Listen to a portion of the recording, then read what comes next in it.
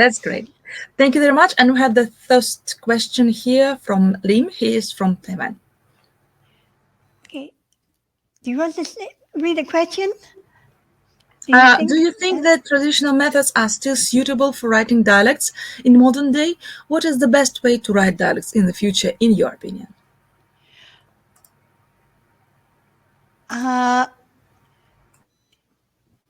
Do you think that traditional methods? Yeah, I think so. I mean, the new methods I'm talking about, I think it still caters to a more smaller group of people.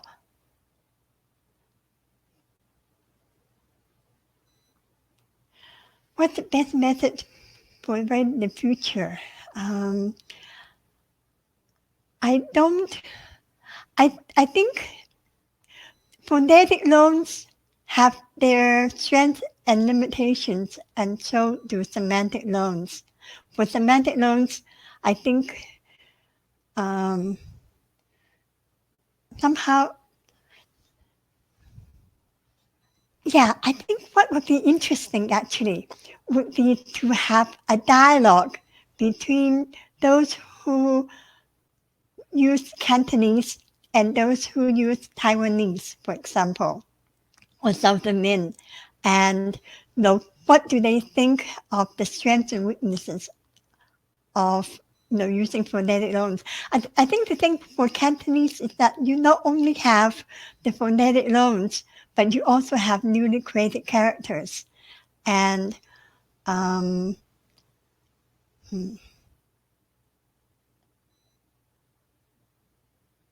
yeah, I don't think I have a very good answer. I think that's something to think more about. Hien Tong Lim, what about you? What thoughts do you have? And what dialect do you speak? And do you practice any dialect writing? Can he answer? Elena, can he talk? Yes, he can talk. Anyone here can just click on share the video and talk. And Lim, he was visiting us every day. Yeah, nice. Yeah, so you speak Taiwanese, Hakka, and Cantonese. So just looking at Taiwanese and Cantonese, what are your thoughts between those two since you're familiar with both? I see that Professor Ольга Исаковна Завьялова is here. Ольга Исаковна, вам, если вы хотите задать вопрос голосом, можно нажать синюю кнопочку Share Audio and Video, или можно написать вопрос в чат, если вам голосом сейчас не очень удобно.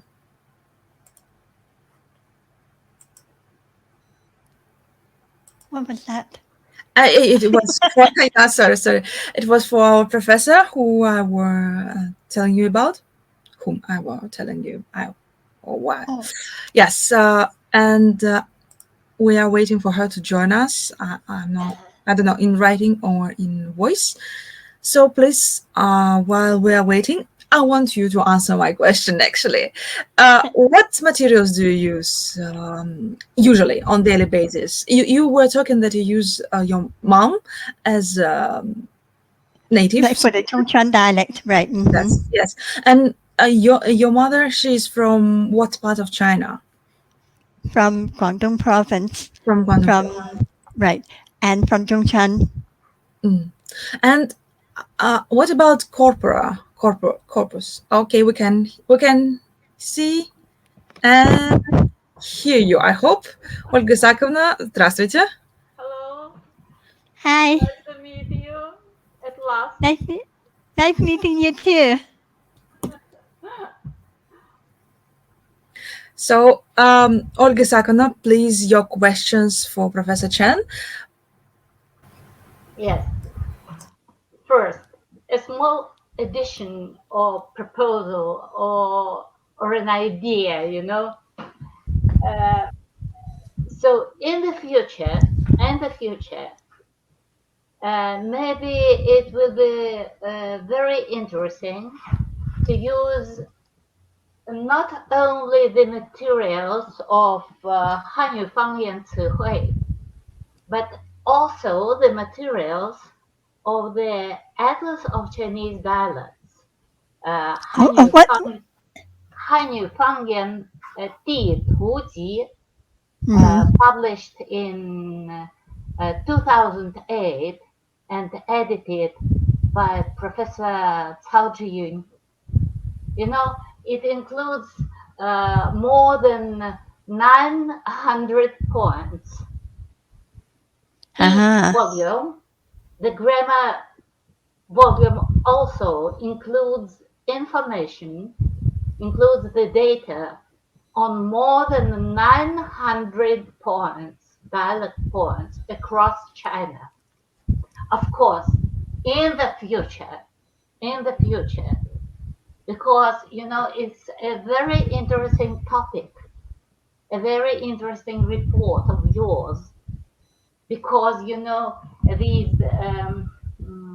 phonetically borrowed characters are used not only in the dialect, in the traditional dialect text, but in the texts on the web by modern users. We know it. All of us know it. It's a very interesting uh, theme, a very interesting object of an investigation through the history, through the history. And that's a small question, that we know that phonetically and semantically borrowed characters, as well as newly invented characters, were used already in the medieval Baihua texts based on Mandarin dialects and dating already the Song and Yuan epochs, and maybe even earlier, not maybe, but we know that these elements, Baihua Mandarin elements, were used even earlier. And I want to ask you, what is the exact date what is the exact period when the texts written on Southern dialects appear? What are the Say, earliest texts on Southern dialects available to us at present? yeah. Well, as I indicated for Cantonese, the earliest text that we have is the Huajian Ji. And for Southern Min, let's say for the um, the Li Jingji from the Ming Dynasty. It's, as far Oh, as I know, I think that might be the earliest one. That's one of the reasons I chose those two sources. And mm, then in the case of Wu dialects, right, the one I mentioned with the Feng Menglong's Shange. So those are, I don't know if they are definitely the earliest on all those three locations, but at mm, least they would be as early as I've been able to obtain. So when I make references to some of those things. So what I was trying to do for this presentation in looking at the Haifang and Sufei is that it's such a readily available source, and I was curious to know what was the distribution, right? Because precisely earlier, the first edition didn't wasn't interested in looking at the mm, Jindu at all, and to what extent the use of the term reflects the Jumbo Hui's usage. I don't know the history behind it. I don't know, and maybe somebody might know, can tell us, what triggered the second edition to make that kind of effort to try to find those mm, sources, right? mm, mm. And so that's earlier than the material that you're referring to, and um, and that would be the next place where we can look. right? And even, let's say, for example, for the Cantonese, you have the multi volumes on the Pearl River Delta area.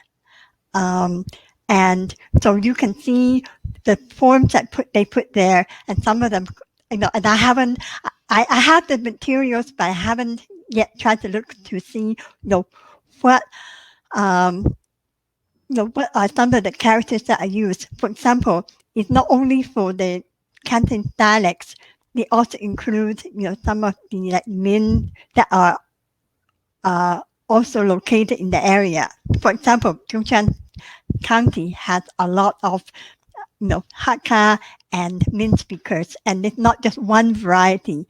So, and then of course, the thing that you also want to know would be to what extent by being in the same locale, you may borrow a particular character. For example, there's likelihood that some of the characters that are used in Hakka may have been borrowed from Cantonese because of the proximity, both in the Guangdong area, right? So I think the more materials we can get to see, but even let's say take something like the Huajianji from the earliest edition we have. That's the preface date of around 1713, 1714, and later editions. You can see that there were changes in characters. So, for example, the character for to look at Tai, the earliest edition uses the shanti, the ti, and then later editions then use the muzipan with the d, and that's the one that everybody knows. But if one goes back, clearly that was not the original source. So essentially, what ended up happening in a way is kind of like in Shindu in a way, right? So you had the phonetic loan, so it's homophonous, and they just pick it up. But obviously, over time, people decided that somehow that's not such a good choice. And somewhere they decided, whether from looking at Hong Lomon or some whatever other source, they thought this other character looks much better. But historically, that was not the etymology of the Cantonese one. But it became so entrenched now. If you ask anyone who can speaker, they would just assume that's the one that has been, from time immemorial. And for that matter, precisely, there's one scholar who was looking at, one the translation of the Huajianji, and in fact criticized that volume for making the error in using the shanti, the T, treating it as a typographical error.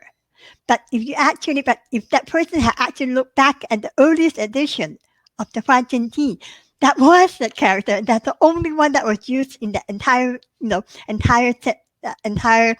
ballad, right? So, so I think having sources that go through time, you can see the gradual changes. And of course, in between, what you find is, or let's say take something like the qu, the third person pronoun, where the original one is the one that is borrowed from from canal, and clearly that's the one that has is used as I showed in the map, right? And I forgot to mention when so basically earlier Zhuzhou had used it, and so that was a phonetic loan that was used for the third person, and then in the My case, husband, who is a yeah. journalist, also specializing on China. I'm sorry.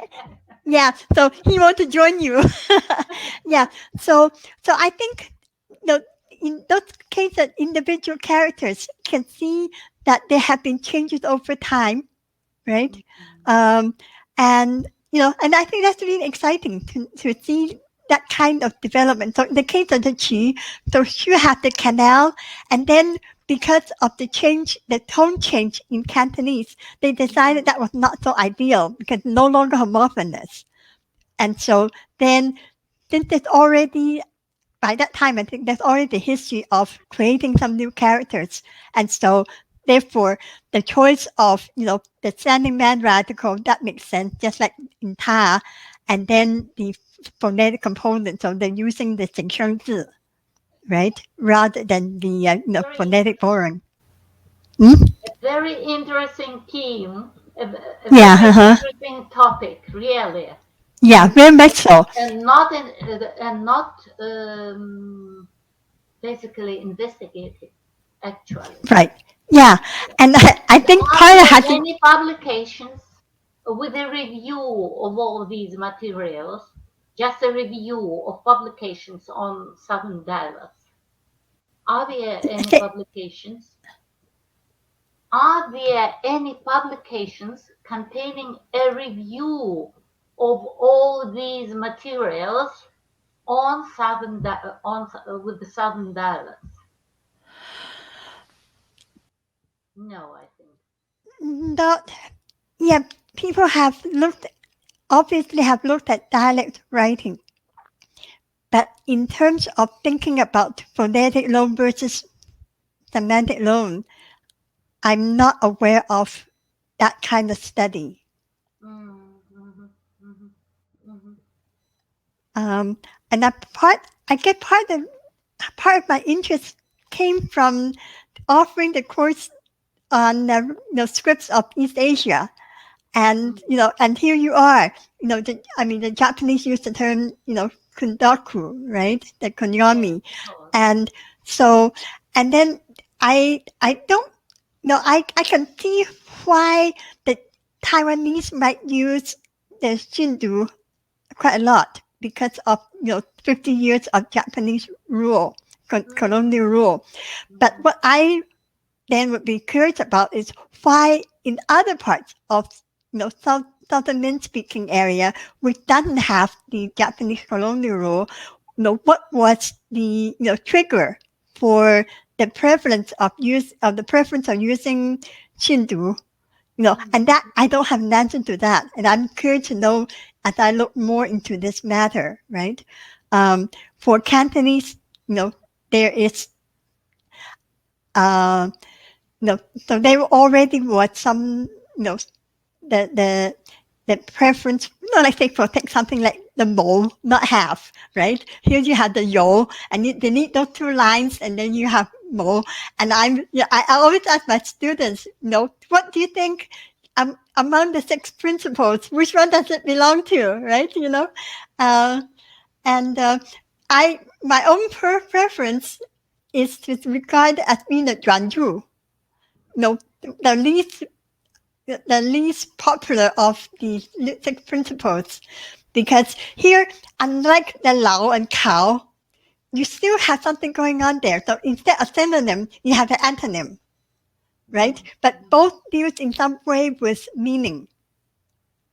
And so to me, very interesting, a very interesting topic, a very interesting material.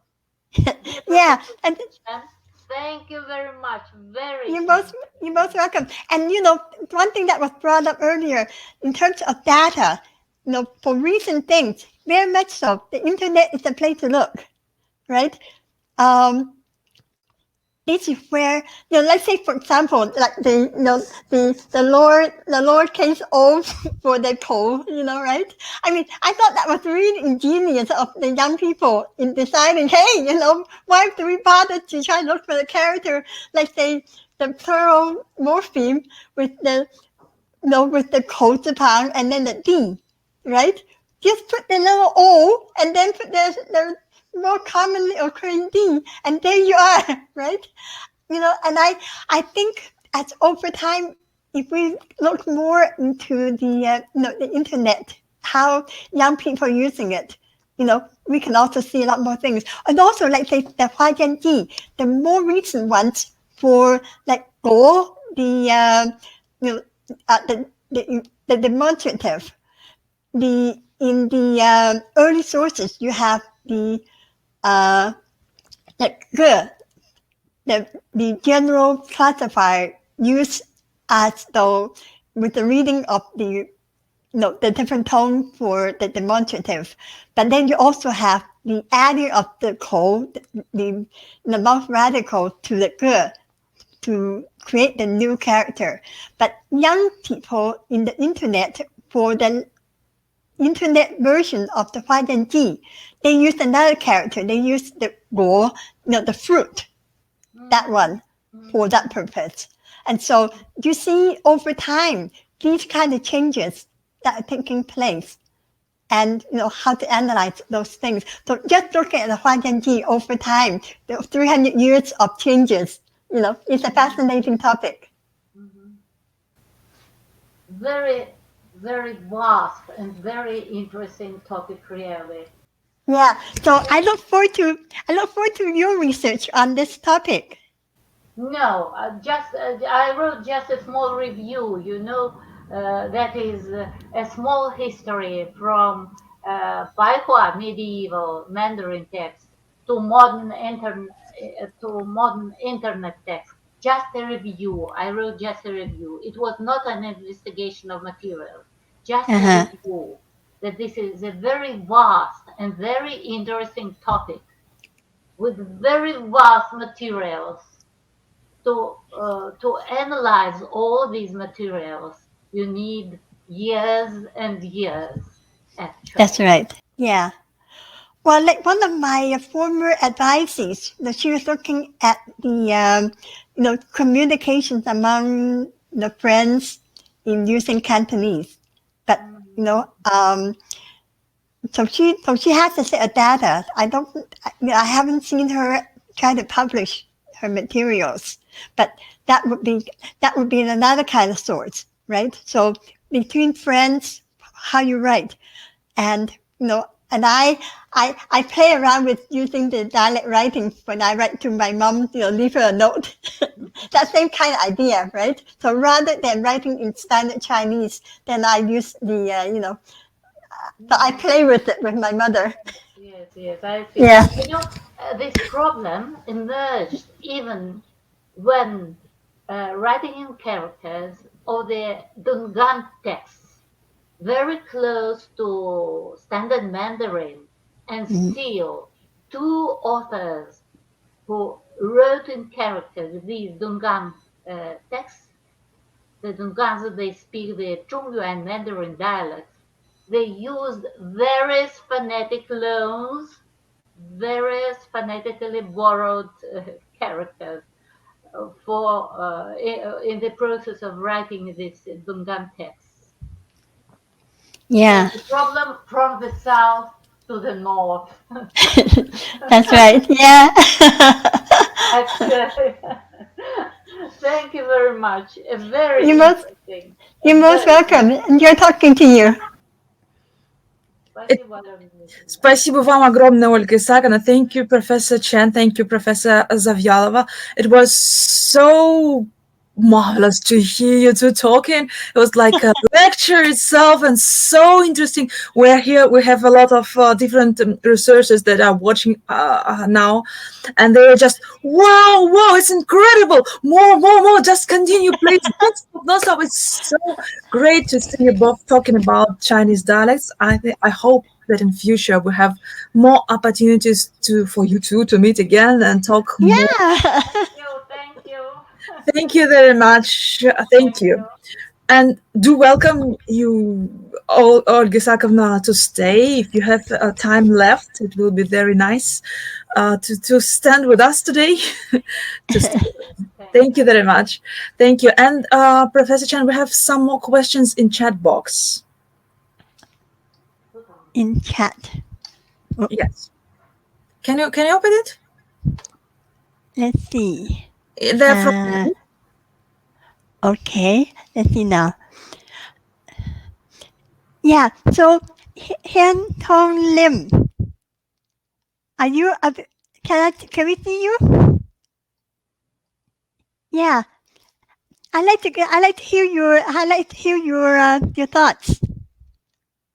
With us in a minute. It took like 1-2 minutes to enter with the voice, and yeah, just Just give him some time, please. He's a very devoted one. He was with us the whole week from start of uh-huh. Liam, welcome you here. Hi.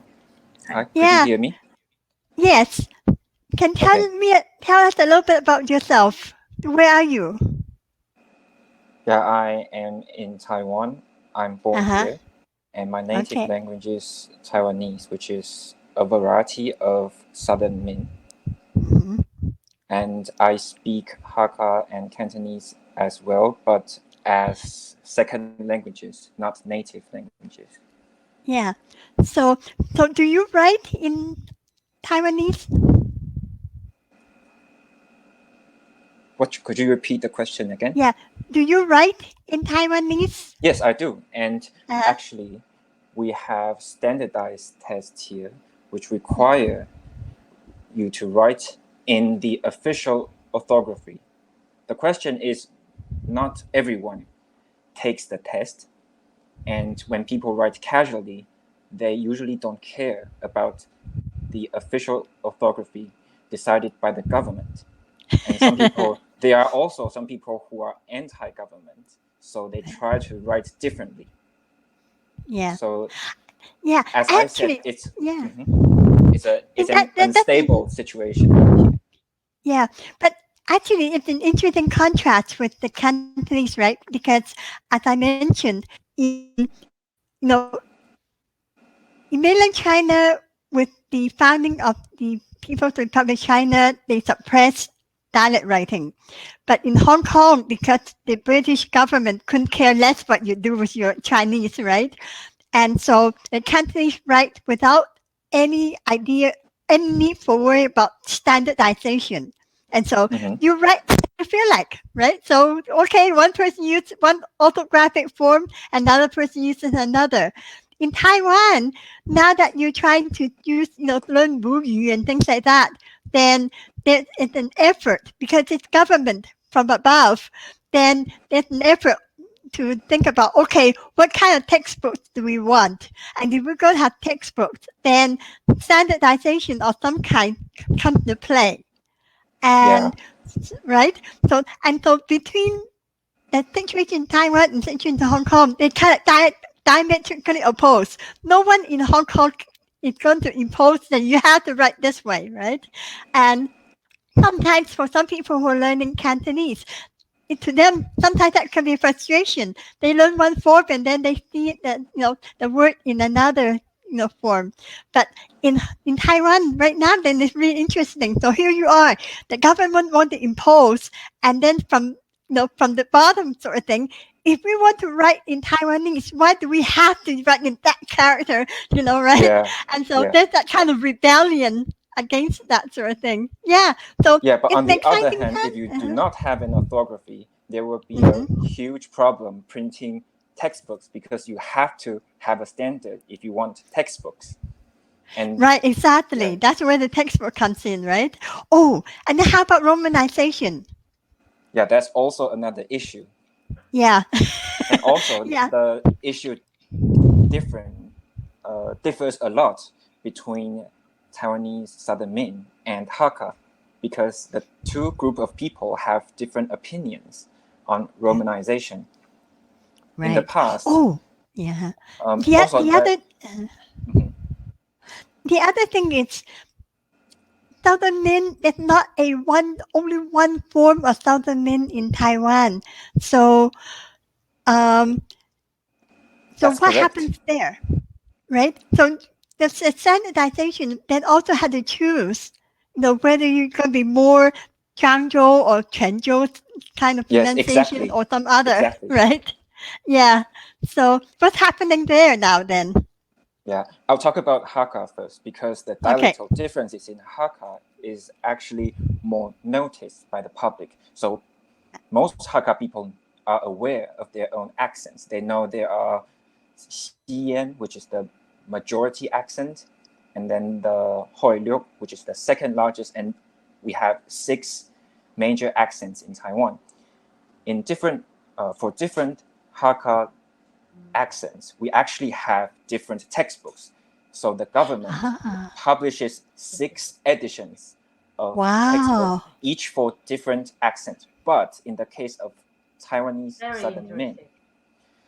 people who speak Taiwanese, they generally don't know what accent. So like the Jiang and Zuan in Mandarin, Zhang Quan, the problem you mentioned, people simply don't know at all. They do not know what their accent belongs. And when people speak differently, they simply think that they have a bad accent or they speak a corrupted form of Taiwanese.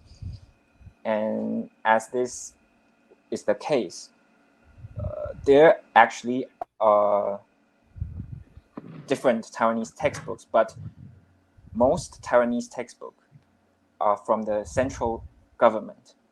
And what the central government does is that it uses the phonological system of the southern city of Gehyong, which is Kaohsiung in Mandarin. Kaohsiung. Yeah. Right. So if you open a textbook from the central government, it would be in that accent. But they sometimes have some notices, like in text, there will be a small section telling you that this character are pronounced differently in different regions. So there are such information for you, but the main romanization alongside Chinese characters would be in Kaohsiung. But some local governments, I know a few, they have their own textbooks, but there are very few. I think there are 2 or 3 local governments. They have their Taiwanese textbooks printed in their own accents. But as for the rest, they use the one from the central government. One of the reasons is that people simply don't know what accents exist. So they'll just use whatever the central government give them. Yeah, so that's one of the current situations. Yeah, so we have one version of Taiwanese textbooks and 6 versions for Hakka, because Hakka people know a lot about their accents and their differences. Fascinating. Yeah. So for Taiwanese, then, had there emerged any attitudes towards one variety versus another? The idea that, this is the most standardized, and then therefore yours is, the substandard. Are you talking about the thing, field of education or the common people? Common people's attitudes. Yeah, so as I mentioned, most common people, they think their own accents are the best and everyone else speaks strange. That's the current situation. Yeah, it's not a good situation if we look at it linguistically, but that's the fact right now. But it also exists in Hakka. Like some Hakka people think other Hakkas have really strange accents, but in the field of education, Hakka scholars, they are willing to fight for equalization of each accent, but I don't see that in the field of Taiwanese education. And it's been an issue because even judges, like we have contests, we have language contests where students give a speech or they read articles, stuff like that. And some judges, they do not know dialect differences. So when you speak in a minority accent, the judges would just say, oh, you are speaking this character with an incorrect pronunciation, so you will get your point lost. Right. Things like that happens a lot. Identify as being wrong. Yeah. Sorry, and also, the complexity because... Can I ask, is there the same problem for Southern Min? I mean, this variation of pronunciation for Southern Min. Are you talking about the Southern Min in Fujian province? Or in Taiwan? Yes. Yes, we have them. We have a lot of differences, actually. And the differences not only occur in vowels, but in consonants and tones and even vocabulary as well. But people don't seem to care about it generally. Of course, there are people who are interested in the differences and give and research on them, but those people inside the structure of the government, most of them have no idea what's going on with different accents because they are not specialized in it. Yeah. So that's the current problem we're facing because we don't have enough people knowing the difference. But in Hakka, they know, but there are problems with Hakka textbook as well. I'll give an example. There is a special accent in the central part of it, which is Dapu in Mandarin. One of the speakers of the level gave a speech about accent earlier. The textbook of this accent gives a rather He disappeared. Yes. Yeah. We'll be reconnected in a minute or two. It's an interesting situation in Taiwan. Yes. I have Yeah. never thought it could be There so. is diversity through Taiwan. Yeah, yeah. And I'm afraid that the situation in mainland China is not better, is it not? Of course. Well, in mainland China, dialect writing is suppressed anyway. So, Dialect writing on the web Yeah. exists in yeah. continental China. Oh, Yeah. And I think for that, then collecting the data to find out what's going on there, right? Mm. And I guess the difficulty is um, you don't know where they're located and things like that, right? So, and it would be harder to, I think probably would be hard to try to get, some social linguistic study or attitudes and things of that kind. Could you hear me now? Yeah, yeah. One question I have for you in terms of the Hakka, are how, proportionately, are there among the six? Is there any particular one where there are a lot more speakers, or are they kind Yes. of more? And how does that affect the other? Let's say you have one. How does that affect the other five? Yes, that's a very good question, and it's a complicated social issue as well. So the most common accent is called Xiyan. In Mandarin, it's 4县, which means 4 counties. And where And is it? that accent is very common in both northern and southern Taiwan. You basically hear it everywhere if you meet a Hakka person. Is it due to migration? Yes, due to migration. So traditionally it's already the largest group among all different Hakka people. It was already the majority. So what And where happens did they come from? Where did they come from? They come from the province of Guangdong. As for the names, I'll type them in the chat box. So it's this place.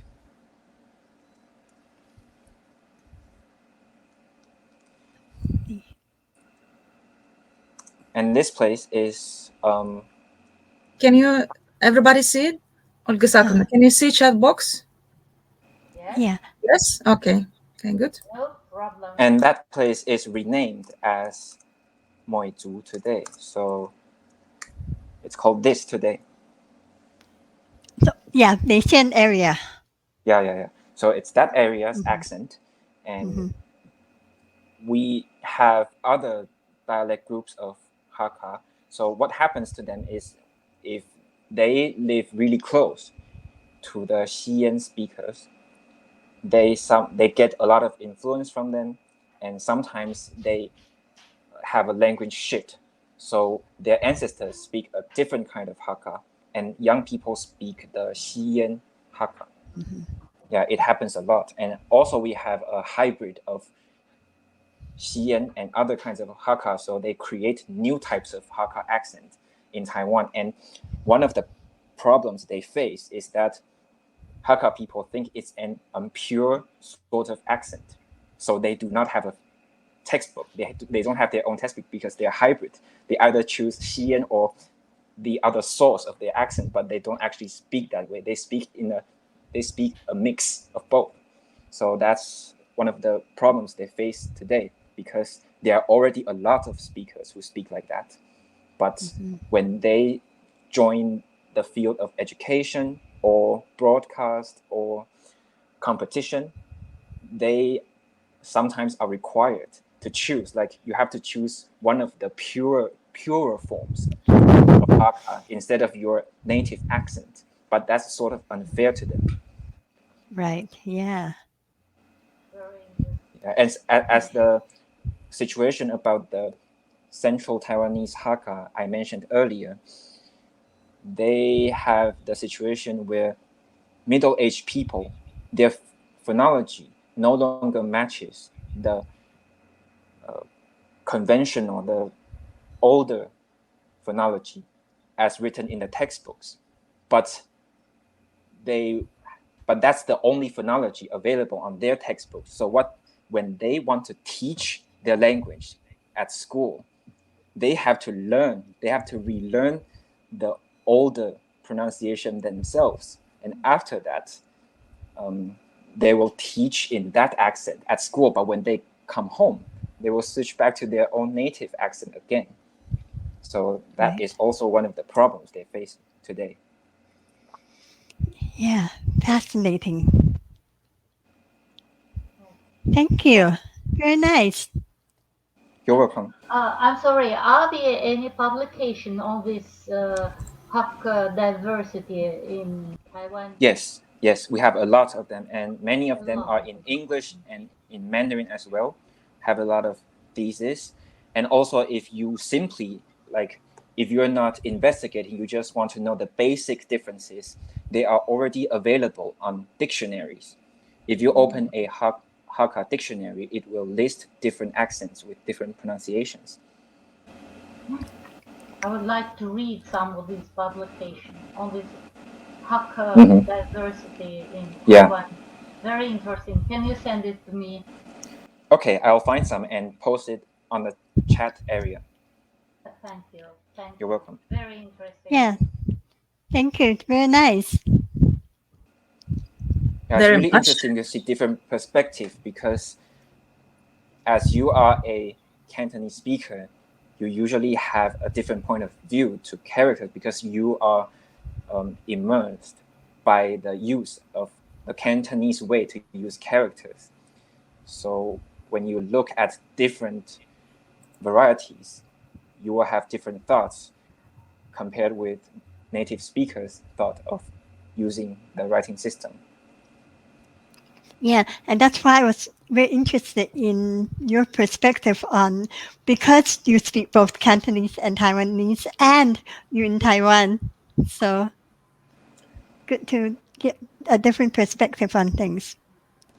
Thank you very much, Lim. Your comments and questions are very welcome here during the whole festival, and especially today.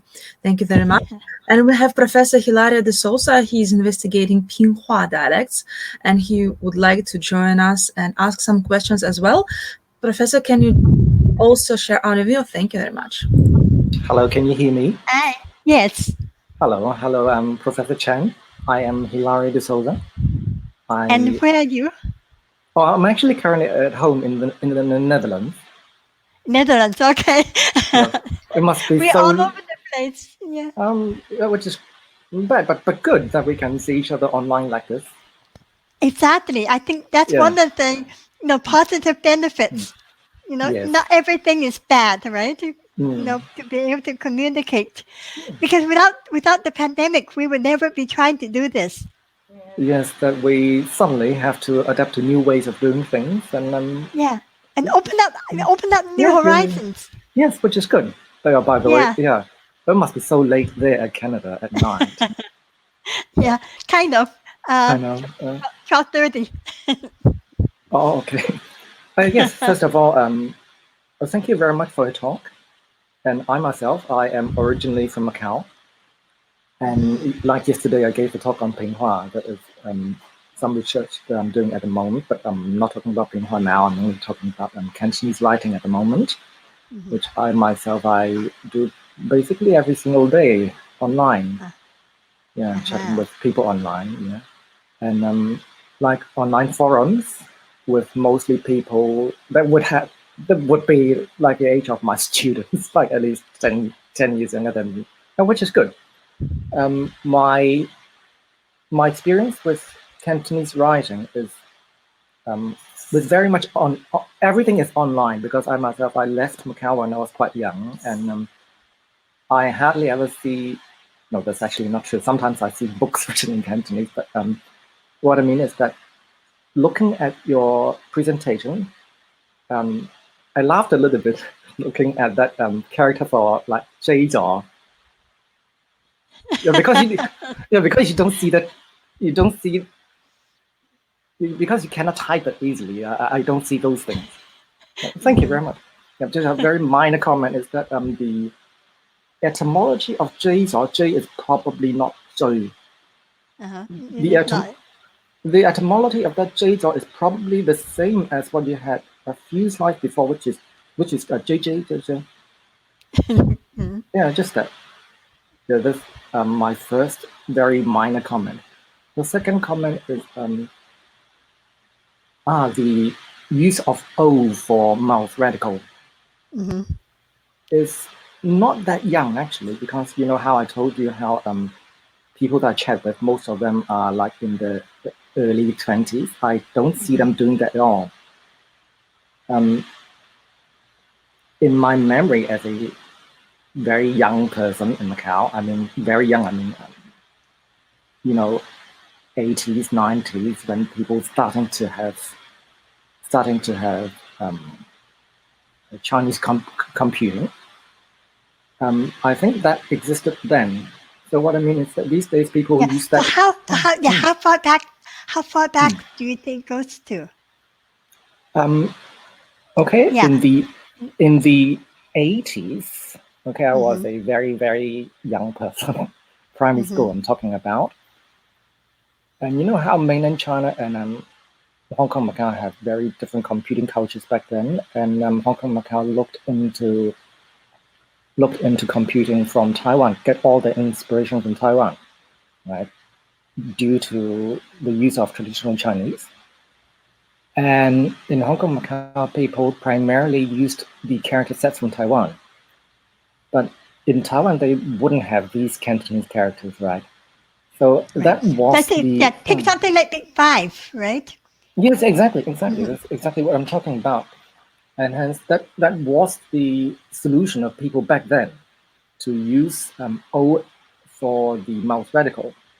So nowadays, if I see people typing with an O for a mouth radical, I would think that they are people older than me, like people that are now maybe in 40s and 50s. Yeah.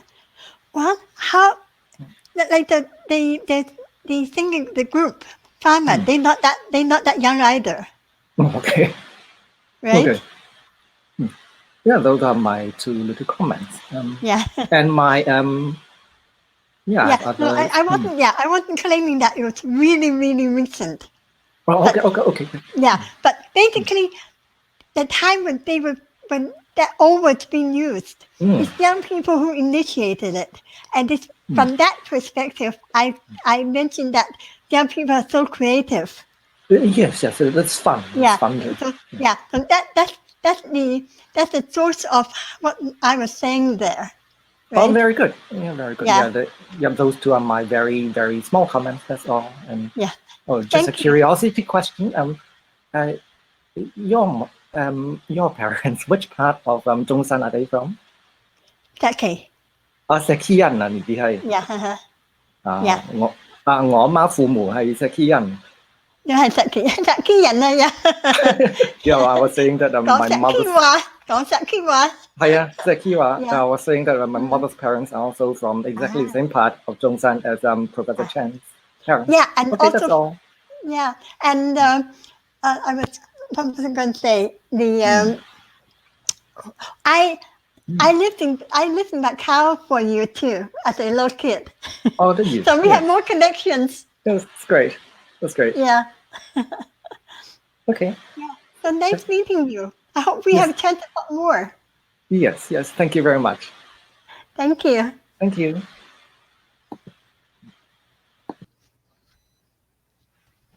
much. Yesterday was the talk of Pinghua, their long one.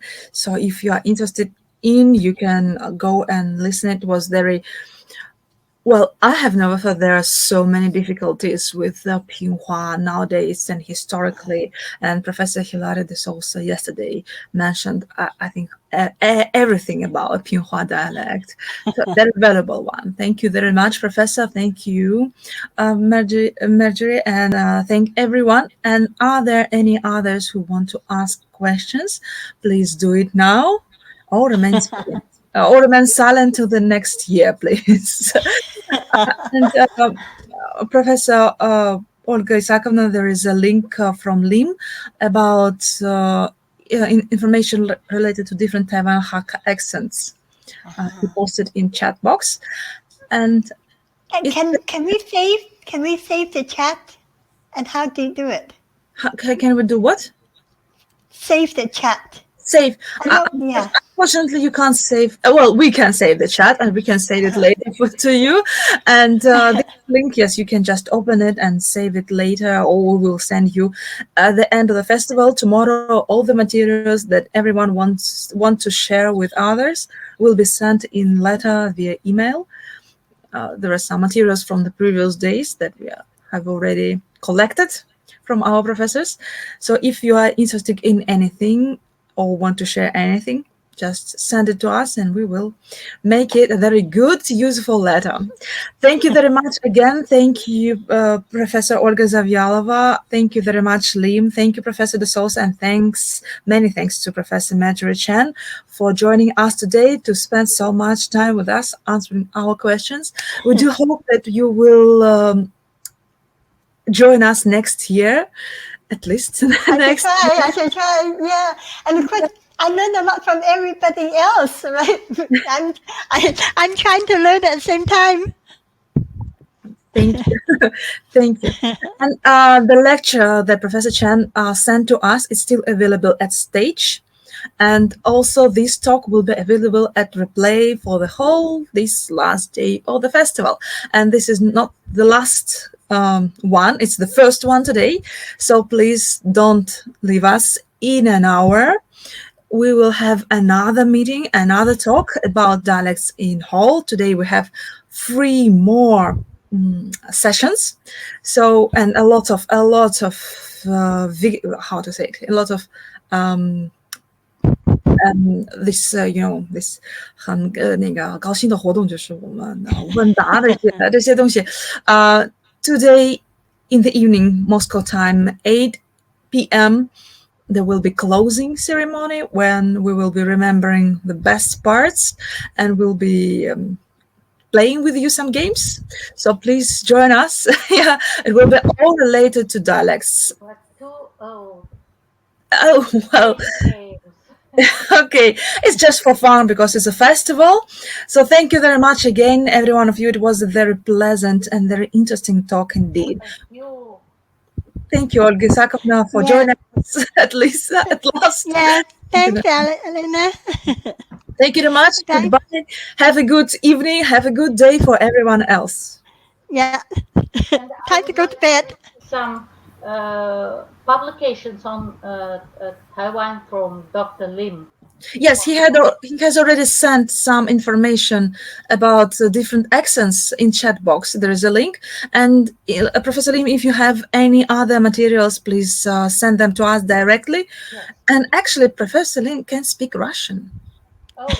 Yes, we found out that he can. A real polyglot. English, excellent Russian, and excellent Hakka. Yeah. Great. So great people today and every day on festival. Thank you very much, everyone, and do enjoy the rest of this day. See you later. Goodbye. Bye. Bye. Thank you.